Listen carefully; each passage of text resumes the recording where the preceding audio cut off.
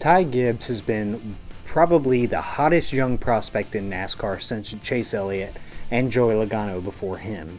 He's made a name for himself as one of the most phenomenal young Xfinity drivers of all time.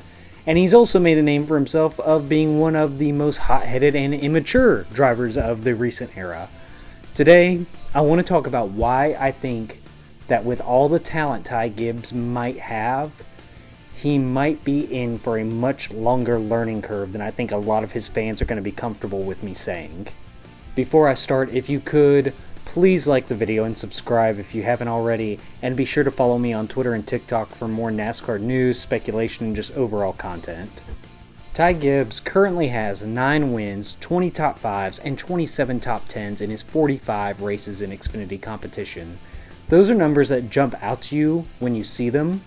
And while 9 wins at his age is nearly unheard of, there have been other young drivers that have had that same level of success in Xfinity at his age and were thrust into the Cup Series before their 21st birthday. And those names are Joey Logano, Chase Elliott, and William Byron. You know what all 3 of these guys have in common?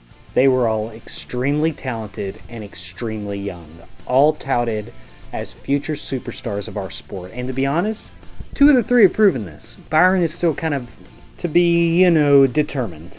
And I think let's add Ty Gibbs into that mix and compare them. Before entering Cup full-time, Logano, Elliott, and Byron had a combined 9 wins in Xfinity. Combined. They literally all had 3 combined, have the same amount of wins as Ty Gibbs currently has, and only a little more than a season of racing. But while the win totals aren't matched, both Logano, Elliott, and Byron all had better average finishes, and the top 5s and top 10s are even kind of trending that way. So what does that tell you? Well, it can tell you one of 2 things, maybe both.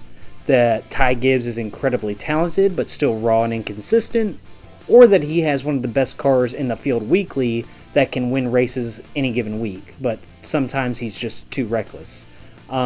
Let me be very clear with my opinion of Ty Gibbs right now.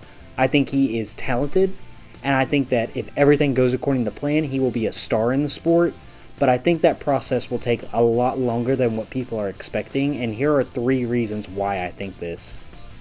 Number 1 was pretty much proven this week. It's that he lacks emotional and mental maturity to compete at the top level of the sport, or in other words, he's too privileged and arrogant to race at the top level of the sport. I don't hate Ty Gibbs, and I don't blame him for using his family connections to further his racing career. I'd do the same thing, and I know everyone listening would too. What I do blame him for is acting like the spoiled kid he's been stereotyped to be. And this past weekend's incident on pit road is proof that all the run-ins he's had with drivers in the past and the tamper tantrums that he's thrown have not been remedied. He hasn't learned his lesson, because let's take away the fact that he endangered lives on the track. Every single driver knows the difficulties of pit road and knows how cramped it can be. Every driver has hit someone on pit road, and every driver has been hit. Everyone's vision is handicapped, and sometimes your crew chief or spotter don't call you in time, and you hit somebody. It happens almost every race, and while I know it's frustrating, every driver knows the deal. Nobody does this maliciously. Well, when Ty Dillon got out of his box a little hot and bumped into the side of Ty Gibbs, well, Gibbs took that personally like Jordan and nearly ran him into an entire pit crew. Like I said, it's frustrating. I just don't know what would possess you to think that that was done on purpose. What reason could a driver have in that moment to think that that would have been done intentionally? Why would Ty Dillon have done that? The fact is, Ty Gibbs didn't care. He was hit, and he let his privilege that allows him to believe he deserves more space on the track to take over. And then we got a generic apology that looked like his assistant typed it for him, and the deja vu moment of, him calling it a learning experience is had. You actually have to learn from learning experiences, and it's clear at this point he isn't. I don't think right now Ty Gibbs is emotionally mature enough to handle the stress and competitiveness of the Cup Series. Ty Gibbs is a man amongst boys in Xfinity, but he's learning in his time in the Cup Series this year that every person in the Cup Series is just as good, if not better than you, and they won't take it easy on you. He isn't at a point where he can process that and act positive with it. When things aren't going his way, he's acting out. And the painful truth is that things are not going to go his way early on, and he's going to have to adapt to that. The second thing that he's going to have to figure out is not only is the promotion in the Cup mean that every driver is just as good as you, but it also means everyone has just as good of equipment as you, if not better. Ty Gibbs, from the first day he got into a race car, has had the best car on track at every race he's attended. This kid has never had to run in underfunded equipment. He has never had to take a bad car and make it good. He's been working with the best hand that anybody could ask for his entire career so far. While we all know there are a lot of days where Joe Gibbs Racing is the best equipment on track in the Cup Series, there's also a lot of days they're not. And let's not forget, there was a point in time when there was another grandchild of a NASCAR team owner coming through the ranks of trucks and Xfinity, and he was winning races and winning championships, and he looked like a future star in the sport, and that was Austin Dillon. And while I still think Austin is a decent driver on the Cup level, it's clear to see that Richard Childress Racing gave him the equipment in those lower series to look that good. Heck, they made Ty Dillon look like he was a Cup level talent. Equipment can make average drivers look great, and while I do think Ty Gibbs is talented, I think he's much more talented than either Dillon brother. He will face the same learning curve that they did of having to adjust to no longer having the best car in the field every week. The third reason, and maybe the biggest lesson that Ty Gibbs has said he's learned, but it's clear he hasn't, is respecting his competitors. We've seen him start fights with many different drivers from ARCA up to Xfinity, and he's hardly like 10 races into Cup, and he's already pissed off all of Petty GMS. Not only did he almost cause Ty Dillon to commit manslaughter, but he apparently bumped Eric Jones under caution twice for reasons unknown. I mean, he is an aggressive driver, and I love that. But just like with Ross Chastain, he is too aggressive and at the wrong times. He makes needless enemies, and while it hasn't come back to bite Ross directly, we've seen plenty of indirect moments where Ross doesn't get the same amount of space as other guys do. He doesn't get the easy pass, and the same thing looks to be in store for Ty Gibbs if he doesn't calm down. And this aggression won't be easily forgiven by drivers or fans as it is with Ross Chastain. I think most can appreciate that Ross drives with aggression because he's had to work to get to his position, and he just doesn't take a lap for granted. He doesn't let a lap go by. He doesn't give it his all.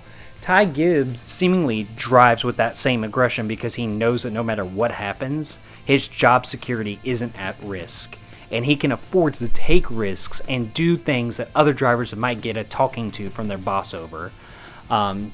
Drivers in the Cup Series, they're not going to bow down or care about Ty Gibbs. They are going to fight back and probably hit harder than him when the time comes. And if he starts picking fights with other drivers, could you imagine him pulling what he did with Sam Merritt Martinsville on Harvick, Busch, Chase Elliott, Kyle Larson? I think he might bite it off a little more than he can chew in those situations. The fact is, if you can go out there and win and back up your aggression like Dale Earnhardt did, then it might work out for you.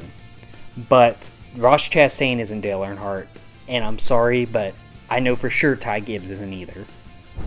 To kind of sum this up, I think Ty Gibbs is very talented. I think Ty Gibbs is a future championship contender in Cup.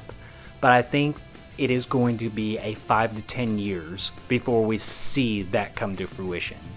I think that Ty Gibbs is going to get brought up in 2023, and it's going to be way too early. While I don't blame JGR for bringing him up, I think a tough reality is going to hit him, just like how Logano, Elliott, and Byron struggled early in their careers, and I think Gibbs will have the same issues. It's probably a bit of a stretch to say Elliott struggled, but we all remember how long it took him to get a win, to win his first race.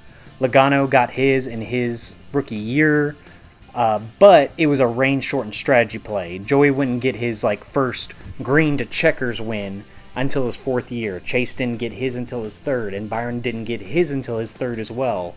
I expect something similar for Gibbs. I think he will struggle adjusting to the Cup level talent and equipment. while having to overcome the fact that he might not be the greatest of all time, and he'll have to work a little harder to get where he wants to be in Cup. I think his emotional maturity is going to make this difficult for him early on, and if he makes enemies along the way, it could make that twice as difficult. I think he'll have, and this is just a guess, just speculation, my opinion, I think he'll have maybe 2 winless years with inconsistent flashes of talent, maybe breakthrough in his 3rd or 4th year, but we're probably looking at 5 to 10 years before he starts putting his name into consideration for a championship. Ty Gibbs is talented, but I don't think he's going to be the next all-time great phenom that his Xfinity stats would lead you to believe. The good news for him is that he's going to have a lot more time to develop and find that out than Daniel Suarez or Eric Jones did. But what do you guys think? Do you think Ty Gibbs is going to start out his rookie year hot, or is it going to be a long process like a lot of other drivers who entered Cup early had to go through? Tell me what you think in the comments, and I hope y'all have a great day.